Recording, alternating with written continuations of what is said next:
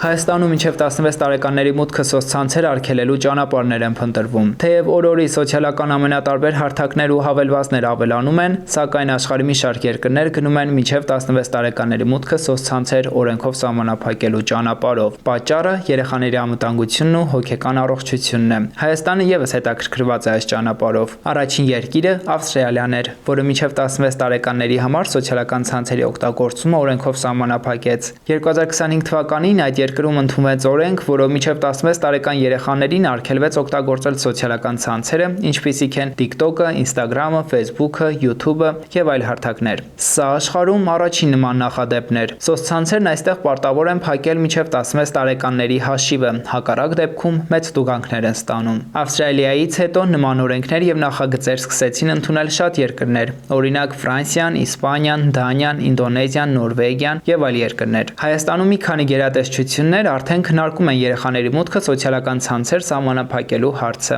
Հայաստանի Հանրապետության կրթության, գիտության, մշակույթի եւ սպորտի նախարարության հանրակրթության վարչության պետ Թամարա Սարգսյանը մանրամասնում է, թե ինչու են հանգել նման որոշման։ Այս հարցի շուրջ քննարկումները սկսվել են այդ թվում եւ միջազգային տարբեր հարթակներում եւ տարբեր պետությունների կողմից իրենց համակարգերում նման սահմանափակումներ մտցնելու արդյունքում քննարկումներ այդ համատեքստում են տեղի ունեցել։ Վերջինը կարծեմ Ավստրալիան էր, որ այդպիսի որոշում կայացրեց սոցիալական ցանցերը սահմանափակելու։ Ուզում եմ նշել, որ Հայաստանում այս հարցի քննարկումը գտնվում է աշխատանքի եւ սոցիալական հարցերի նախարարության կողմից վերջերս հաստատված, վերջերս ասելով նկատի ունեմ նախորդ տարվա վերջերին, հոկտեմբեր ամսին կարծեմ երեխայի իրավունքների պաշտպանության վերաբերյալ այդ օրենսդրական փոփոխություններում, որի շրջանակներում սահմանվել է նաև երեխայի թվային պաշտպանության վերաբերյալ կարգավորումներ ունենալու պարտադիր պայմանը։ Սա տրամաբանական է, քանի որ հիմա ժամանակակից աշխարհը այսպես թե այնպես մասամբ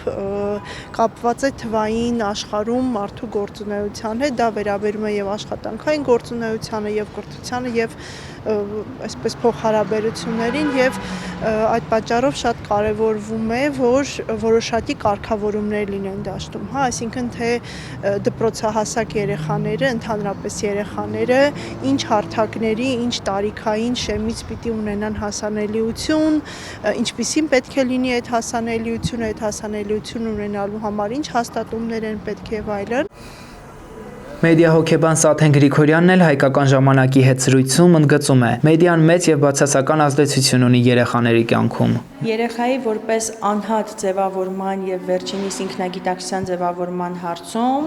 մեծ եւ բացասական ազդեցություն ունի մեդիան եւ հատկապես սոցցանցերը, ինչու, որովհետեւ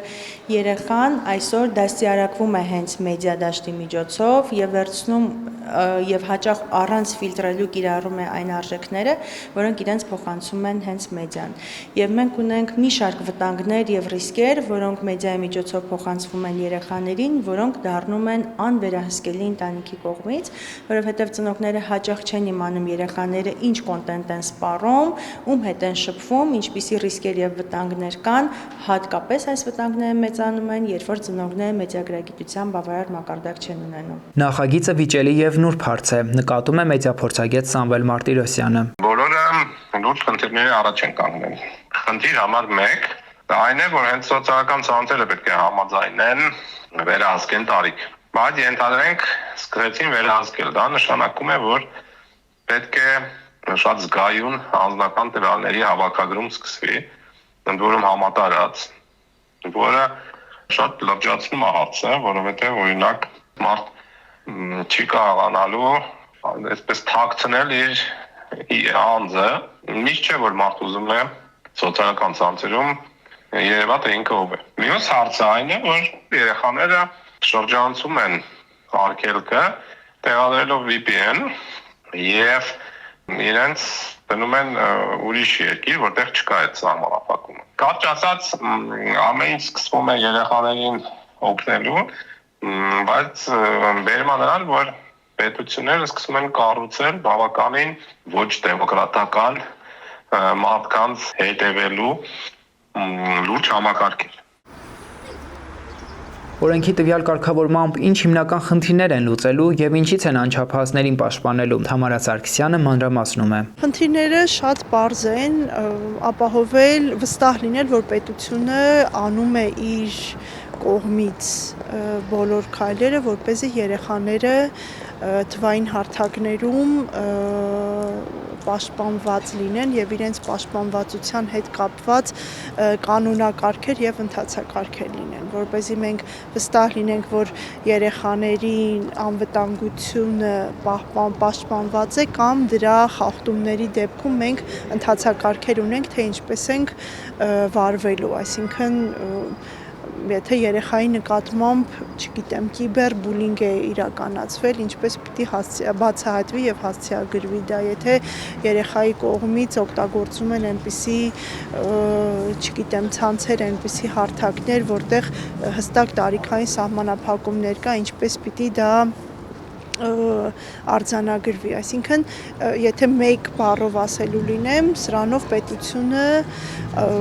իրականացնում է իր պարտավորությունը ապահովելու երեխայի պաշտպանվածությունը, այդ թվում սոցիալական հարթակներում։ Մեդիա հոգեբանը պատմում է, թե որքան կարևոր է նաև ծնողների մեդիագրագիտության բարձրացումը ու թե ինչքանով դա կազդի երեխայի պաշտպանվածության վրա։ Ծնողների մեդիագրագիտության բարձրացումը թույլ է տալու երեխաներին ավելի պաշտպանված լինել համացանցային տիրույթում, որովհետև նախ եւ առաջ ոչ թե պետք է երեխային արգելել սպառելու տվյալ կոնտենտը կամ սոցցանցեր մուտք ունենալ, այլ բացատրելու ինչու չի կարելի օրինակ Facebook մուտք գործել 14 կամ 16 տարեկանից սկսած, ինչ վտանգներ եւ ռիսկեր կան այնտեղ, ինչով կարող է այդ ամենը ազդել վերջինիս թե զարգացման վրա եւ հոգեկան առողջության վրա եւ այլն, որպեսզի երեխան հասկանալով այդ ամենը չանի, որովհետեւ այսօր շատ դպրոցականներ, որոնք նույնիսկ 3-4 դասարանում օգտագործում են սոցցանցերը, որոնք նակատեսված չեն եւ հասանելի չպետք է լինեն երեխաներին,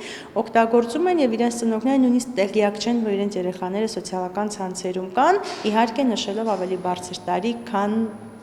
նախատեսված է։ Հաշվի առնելով այն փաստը, որ վերջին շրջանում դասապրոցեսներում օգտագործվում են բջջայինները, օրինակ դասագրքերում ներառված QR կոդերը բացելու համար, ապա այս դեպքում ինչպես է համակարգը աշխատելու, Սարգսյանը նշում է։ Մենք այս փոփոխությունների կամ այս քննարկումների շրջանակներում դիտարկում ենք սոցիալական ցանցերի օգտագործումը, հա, ինչպեսին օրինակ Facebook-ն է, Instagram-ն է, չգիտեմ, TikTok-ն է, մենք այս հարթակների մասին ենք խոսում, բայց դա չի նշանակում, որ երեխան մինչև 16 տարեկանը թվային հարթակներին հասանելիություն պիտի չունենա, ճիշտ հակառակը, եթե կլինեն կրթական հարթակներ, որի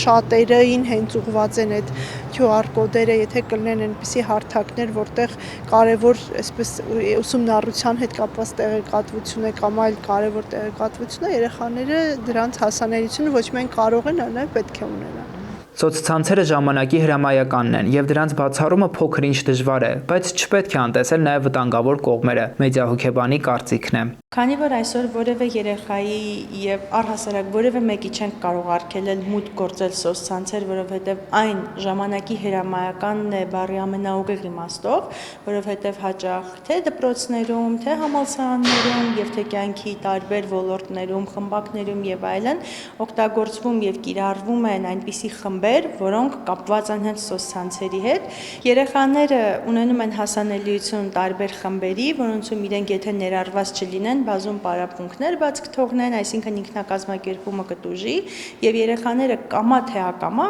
օրվա կտրվածքով 1-ից 2 ժամ արդեն համացանցի տիրույթում են լինում։ Ուստի այսօր ամենաօպտիմալ ժամանակահատվածը, որը գրագետ իհարկե օգտագործելու եւ սպառելու դեպքում չի վնասում մարդուն եւ անձին, 2 ժամն է։ Դրանից ավելի սոցիալական ցանցերից կախված լինելը մեծ վտանգներ է պարունակում թե ֆիզիոլոգիական տեսանկյունից եւ թե արդեն հոգեբանական։